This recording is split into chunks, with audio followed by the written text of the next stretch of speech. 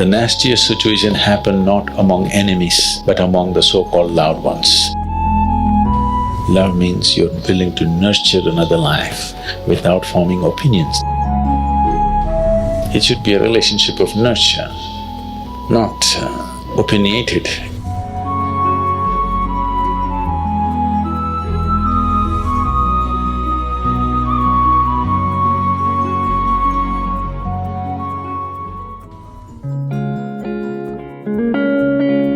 These are not your loud ones, these are your extra limbs. You're not able to stand on two legs, so you need 4 or 8 or 12, I don't know how many. These are extra limbs. And when limbs are not well coordinated, they tangle up, There are 4 or 5 brains, 4 or 5 power centers in the home, and for it to be well coordinated, certain things have to be done. One way of doing it is with an enormous level of connectedness, not emotional. Emotional connectedness just brings dependency. Emotion is something to be enjoyed. It is the juice of life. You don't make your emotions work. You should not make them work. You can make your thought work, you can make your body work. Don't try to make your emotions work. Whenever you try to make your emotions work for you, your situations turn nasty, isn't it? Yes or no? Initially, I love you works. After some time, you're trying to make emotions work for you. The harder you try to make it work, the nastier your life gets. Because emotion is not for work. Emotion is just to sweeten your life. Your thought and your body should work. Emotions, just there. It's like a flower that you wear in your hair. Nobody wears anymore. Okay. You don't make these flowers work. The microphone works, something else works. The flowers need not work, they're just there, that's all. Emotion is like that, it's just there, pleasant and wonderful. If you try to make it work, if you try to extract some life from around you with your emotions, it is bound to turn ugly. So if you don't have a working brain, if you're not capable of thought, then you try to use your emotion to make it work. And it may work sometimes, that's the whole problem. It works initially and then you try to push it further, then your life turns so nasty, so horribly nasty. Among people who are supposed to care for each other, the nastiest situation happen not among enemies, but among the so-called loud ones. You agree with me or no? Am I being too harsh on you? Yes or no? So, people have their opinions. If you love somebody, you should have no opinion, that's what love means. Love means you're willing to nurture another life without forming opinions, that's what love means. We are loud ones, we have strong opinions about each other. No, that means you're trying to fix life. An opinion is a way of fixing a person into a straitjacket. Love means nurturing a person into a new possibility. These two things cannot go together. No way they can be together. You make some judgments for the moment to nurture it better. You're rearing children at home, you have to make some judgments where the child is right now, to rear them to a next possibility, not form an opinion on him. The moment you form an opinion, you have no interest in nurturing that life into a new possibility. You only want to fix it in a shell of your opinion. And you will be disappointed if it doesn't go by your opinion. Now, that's not the way it works. If you want to live closely with people, it should be a relationship of nurture, not opinionated. It will not work like that. The fundamental mechanics are wrong, so how will it work? By accident, because of the newness of the situation, because it's honeymoon time. It may work for some time, but after that it will not work.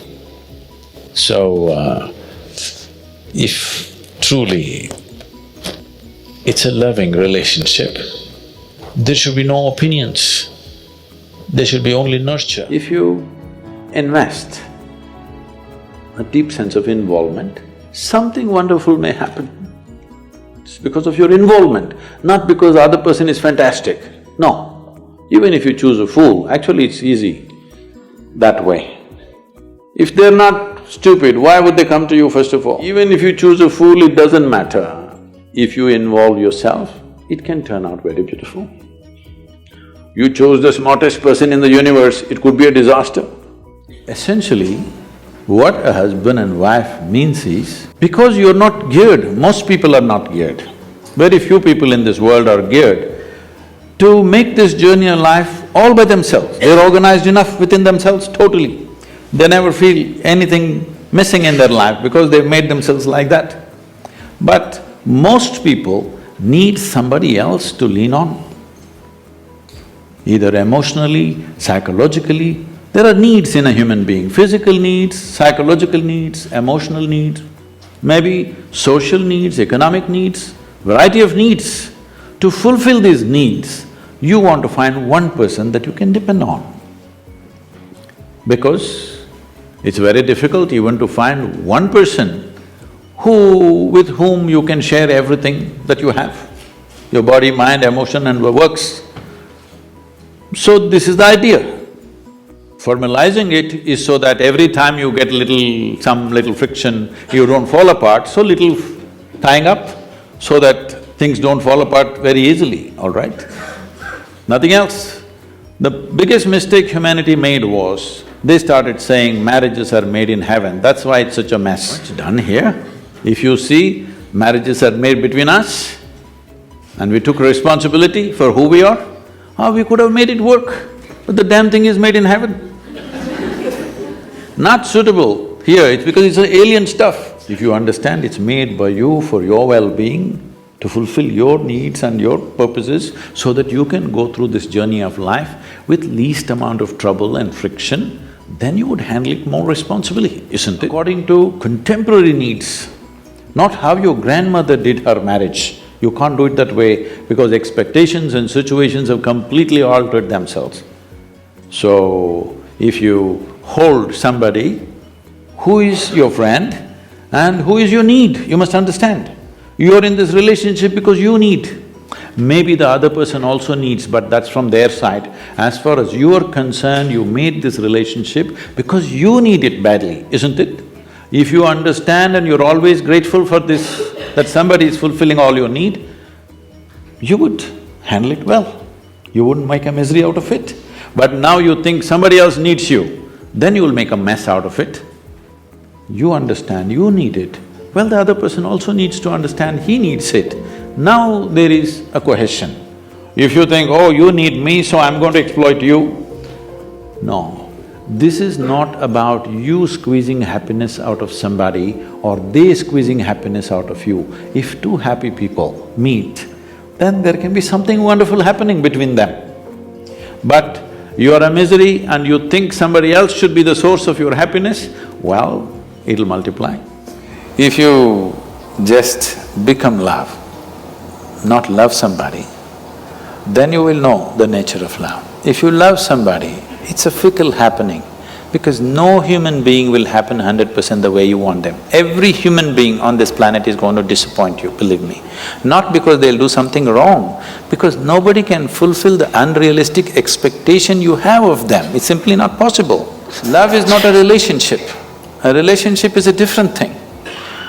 Love is a certain sweetness of your emotion.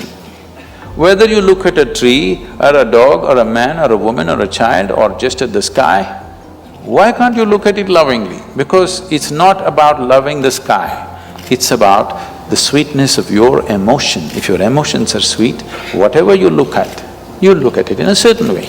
It is something that you can become. If you're willing, you can become love, you can make your emotion into a very sweet space. If you make your body very pleasant, it becomes pleasure. If you sit here, it can be great pleasure just sitting here and breathing. If your mind becomes pleasant, we say this is joy. If your emotions become pleasant, we say this is love. If your very life energies become pleasant, we say this is blissfulness, this is ecstasy.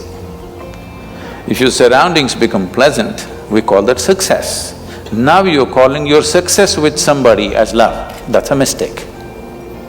You have a success story with somebody, you're calling that love. No, that is actually success, because that needs lots of management. It's not about somebody, it's not an action, it is not something that you do, it is something that you can become.